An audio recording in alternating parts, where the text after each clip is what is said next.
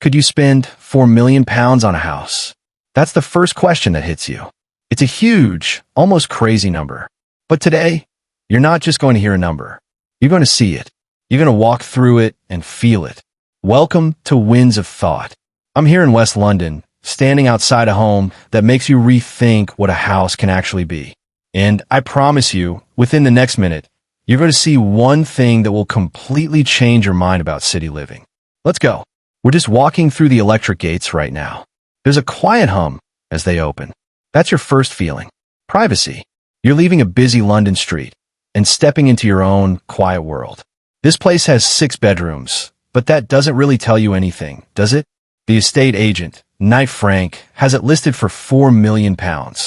From the front, it looks handsome. It's nice. Smart brick, tall windows. It fits right in on this pretty, tree-lined street. But here's the truth. The front of this house is just a polite hello. The real conversation, the real wow moment, is waiting for you at the back. I can't wait to show you. But first, look here. Before we even go in the main door, there's a clue about how this house thinks. Right here, next to the main path, is its own private front door. It looks like it could be for a little cottage. This leads to a completely separate flat inside the house. Think about that for a second. It's a home inside the home. Maybe for your parents, so they have their own space. Maybe for grown-up kids who need independence. Maybe for a nanny or someone who helps you run a busy life. It has its own kitchen, its own bathroom, its own front door to the street. We'll go inside there in a little bit. It's one of the home's biggest secrets, and it shows you this house was built for real, modern family life. Okay, let's start the proper tour. Let's go in the way you would if this was your home. You push open the main door and step into the hall. The first thing you feel is warmth. And I don't just mean it feels welcoming. I mean real, physical warmth rising up from the floor. The entire ground floor has beautiful oakwood floors, and they're all heated. Imagine coming in on a cold, rainy London day. That first step is pure comfort. It's a small detail, but it matters. It's a sign that someone thought about how you live, not just how things look. To your left, there's a room. They're using it as a study, a home office. It's calm and quiet, with a big bay window looking out to the front garden. It's a room for focus. You can picture someone here with a laptop, a cup of coffee, getting work done in the morning light. Simple, useful. Now, we walk a little further down this hall, and we come to the first proper living room. This is the formal one, the sitting room. Again, there's another beautiful bay window flooding the room with light. The TV is set into a lovely wooden wall unit, so everything looks tidy, nothing looks messy. And the whole house has a hidden music system, Sonos, so you can have your favorite songs playing gently in here without seeing any big speakers. It's all just seamless. It feels peaceful. But honestly, this room feels almost like a warm-up. It's lovely, but it's telling you there's more to come. And it's right, because through this doorway, things change. We walk into the dining room. And this room is special because it's a piece of history. This is where the old, original house ended. You can feel it. There's a fireplace here that's been here for over 100 years. You can see the old, beautiful craft in the stonework around it. They kept it. They respected it. It's a gorgeous reminder of what was here before all the new stuff was built. And then, you turn around. You see a new doorway. A modern, wide opening. And you walk through it. And suddenly, the whole world of the house opens up. I'm not exaggerating. You take one step and you go from old London house to something that feels like it's from a magazine set in California or the Mediterranean. The ceiling soars up high above you.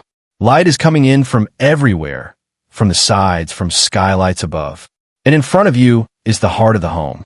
This is the kitchen, the living room, the dining area, all in one huge, amazing space.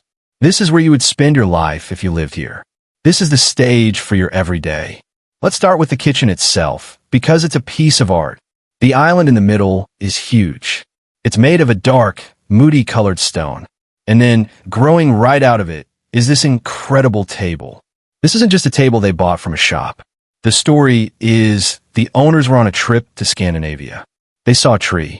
They fell in love with the shape of it, the grain of the wood.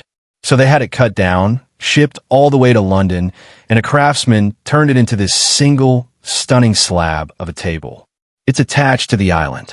It's one flowing piece. That's not just buying furniture. That's creating a legacy. That's bringing a piece of a forest into your home. Imagine your family eating breakfast here, the morning sun hitting that unique wood grain. It's pretty special. The kitchen has everything you could dream of. The hob is by Gaggenau. It's induction, so it's super fast and safe. You touch a button and a hidden extractor fan rises up magically from the countertop. The ovens are also in the island, and they're smart ovens. You can turn them on with your phone. So if you're driving home, you can start heating the oven so it's ready for you. It's the little things that make life easier. The fridge and freezer are huge and built-in. The dishwasher is hidden behind a cabinet door. Everything has a place. And the color, the cabinets are this deep, dark, almost charcoal gray. It's a bold choice. A lot of people go for white. But this? It feels rich. It feels cozy and dramatic at the same time. It makes the whole space feel grounded. Now look at this wall behind me. Come closer. See all these lines? This texture? This isn't wallpaper. This isn't paint. This is thousands, and I mean thousands of little pieces of wood, each one stuck on by hand to create this rippling, wave-like effect. And this pattern doesn't stop here. It starts down in the hallway, and it runs all the way up the staircase, right to the top of the house. Someone spent weeks, maybe months doing this. Why? Because details matter. Because this is what turns a nice house into an extraordinary home. You run your hand over it, and you can feel the work, the love. But remember that secret flat I mentioned? The one with its own front door? Well, it also has a secret door from inside the house. And it's right here in the kitchen. Look at this wall of beautiful, dark cabinets. It all looks the same. But one of these isn't a cupboard for your plates. This one is a door. Let me open it. You step through, and you're in a different world. It feels completely cut off from the noise and bustle of the main house. You got a little living room here, with big sliding doors looking out to the side garden. It's quiet, peaceful. Over here is a small kitchenette, a sink, a microwave, an induction hob. Enough to make a cup of tea or a simple meal. And here is the bedroom. It's simple, clean, with a really high ceiling and these interesting triangular windows up top, letting in soft light. And through here, a modern, sleek shower room. This space has its own front door to the street, its own bell, its own heating controls. It's totally independent. Imagine your elderly parent living here. They have their own privacy, their own space, but they're just a hidden door away from family. Or a student home from university. Or live-in help. It gives the house incredible flexibility. It's not just a room, it's a solution. It makes the house work for you, no matter what your life looks like. Let's go back to the main living area. The best part of this room is how it connects to the outside. The entire back wall is made of huge sliding glass doors. You can open them all up on a summer day, and suddenly your living room and your garden are just one big space. There's no barrier. It feels free. And what a garden it is. It was designed by a lady named Charlotte Rowe, who won a gold medal at the famous Chelsea Flower Show. She didn't just plant some flowers. She designed an experience. The garden is like 3 separate rooms. Closest to the house is the patio. This is the drinks and chat area. Comfy sofas, a coffee table. Then, a few steps down, there's a dining area with a built-in barbecue grill. This is the let's eat area. Then, right at the very bottom of the garden, is a circular fire pit with benches around it. This is the evening under the stars area. She thought about the journey of a perfect day with friends. You start here, you move there, you end the night there. It's genius. It makes the garden feel massive and full of purpose. And at the very back, where an old garage used to be, is now a proper home gym. They got some weights, a bike, mats. The sound system from the house plays in here too. You can work out looking down your own beautiful garden. Not a bad view, right? But we spent a lot of time down here. We need to go up. Let's go see where you sleep. The staircase is beautiful. It's light and open. And remember that wooden wall we saw? It's here too, winding its way up beside you like a piece of living sculpture. Up on the first floor, things get calm again. This is the bedroom floor. There are 4 bedrooms up here. They're all a really good size. None of them feel like an afterthought. One of them is set up as a study right now, but it could easily be a bedroom. Let's peek in the family bathroom. Now this is cool. See the bath? It's not sitting on legs. It's sunken into the floor. It has a little ledge around it. It feels like a spa. It feels like a treat. There are 2 sinks, so no morning arguments. And the mirror is actually a cabinet, so all your toiletries are hidden away, making everything look clean and calm. One of the bedrooms has its own private shower room and in soot. The others share that lovely family bathroom. All the rooms are quiet, looking out over the front street, which is so peaceful. You wouldn't know you're in a big city. But we're not done, because the best room in the house is waiting for us. One more flight of stairs. This is the top floor. And the entire floor is just one room. The main bedroom. The principal suite.